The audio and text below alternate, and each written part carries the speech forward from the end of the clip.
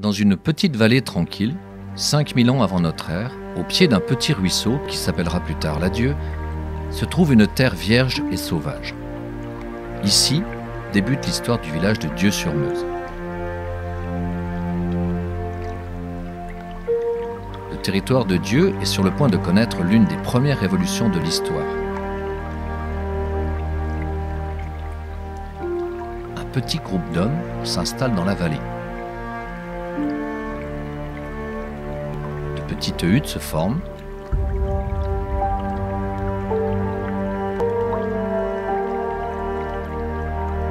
Puis des cabanes.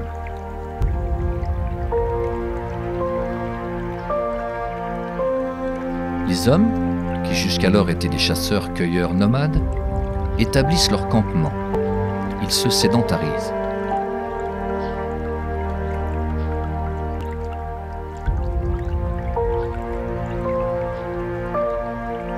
Préparez-vous à faire un bond temporel de plusieurs millénaires.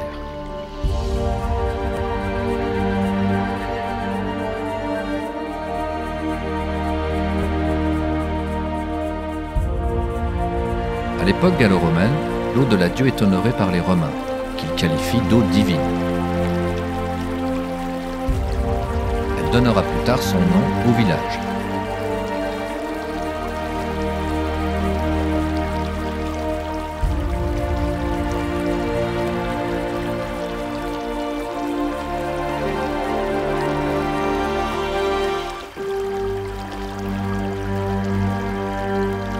Des années plus tard, le village est occupé par les Mérovingiens et abrite plusieurs nécropoles.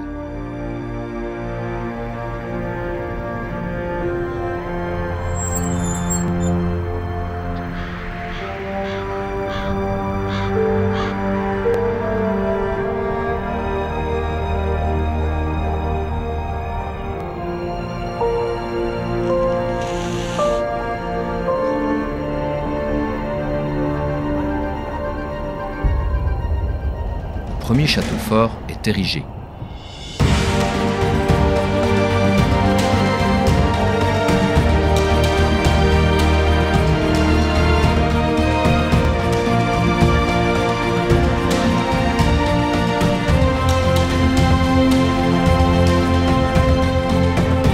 Il est propriété de l'évêché de Verdun.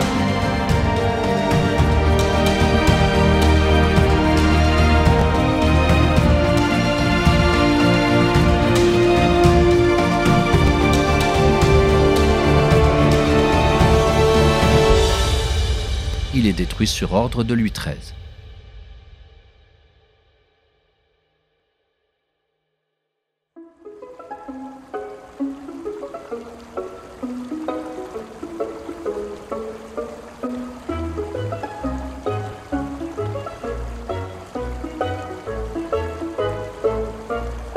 Le lavoir du Grand Ratentou possède la particularité d'être à deux niveaux. Ce lavoir à gradins est équipé de deux planchers mobiles dont les laveuses règlent la hauteur pour s'adapter aux variations du niveau de l'eau.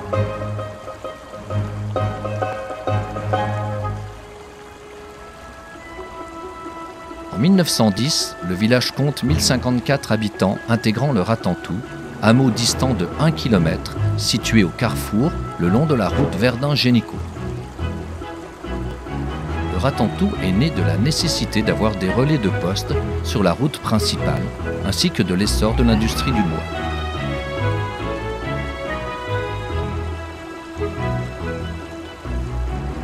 La force motrice hydraulique de l'eau est exploitée par de nombreuses industries, dont l'industrie du bois et le moulin de la Bessonnière. Les cultivateurs de tous les villages avoisinants viennent y moudre leurs céréales. Les employés appelés fariniers conduisent la farine vendue au boulanger.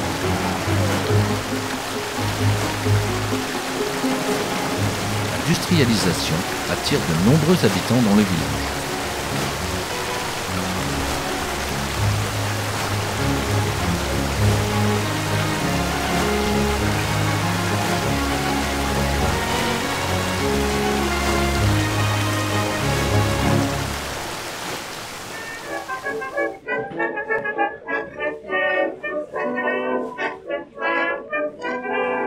Le café Douffé, situé à l'Écluse, est un lieu de rassemblement du village très important.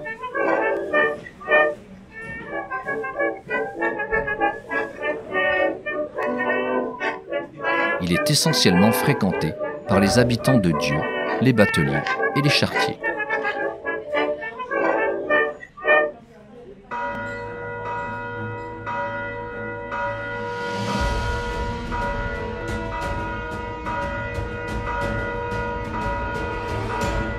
Lors de la Première Guerre mondiale, les blessés des Éparges et de la Calonne viennent se faire soigner dans les infirmeries installées à Dieu.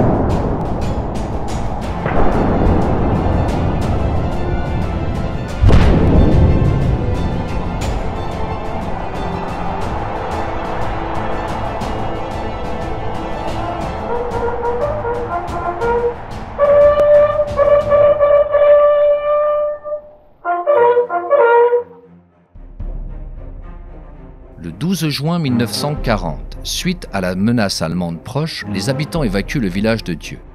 C'est alors l'exode.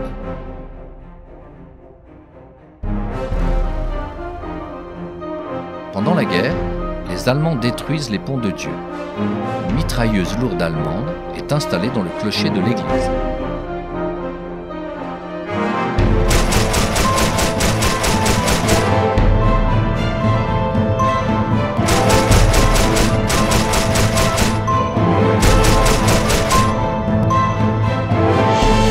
Le 28 août 1944, l'avion américain B-51 Mustang de Larry Phillips, touché au niveau du moteur et du cockpit par les balles allemandes, se pose en urgence dans un champ de Dieu-sur-Meuse.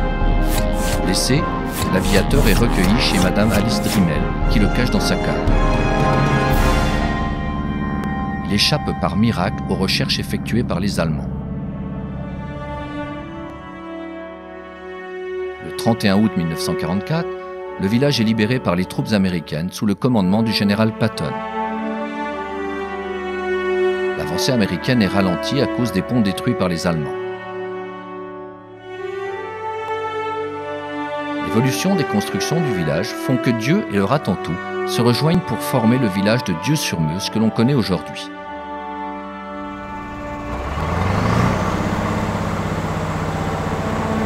Le café Douffé est détruit pendant la guerre.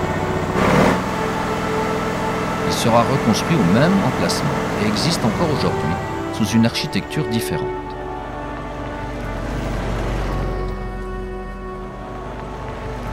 L'agriculture est une activité en plein essor dans le village, avec des terres de plus en plus étendues.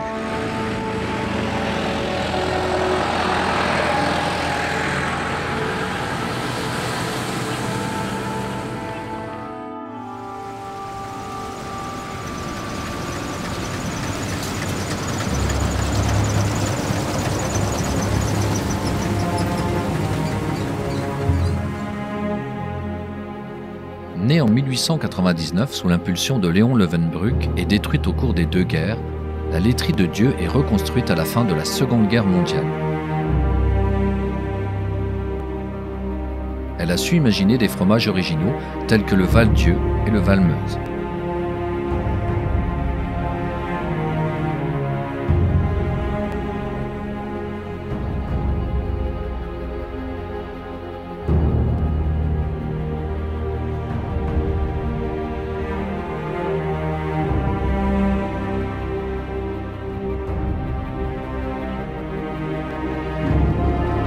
L'entreprise familiale Berthold, créée en 1949 par François Berthold et implantée à Dieu, est une industrie de pointe dont la construction de ponts métalliques et en béton précontraint.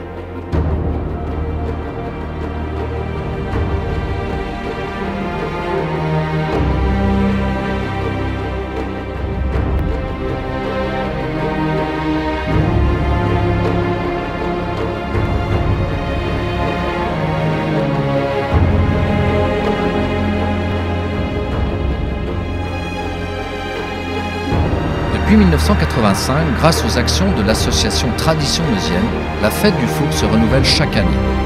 C'est un événement médiatique majeur du village de Dieu.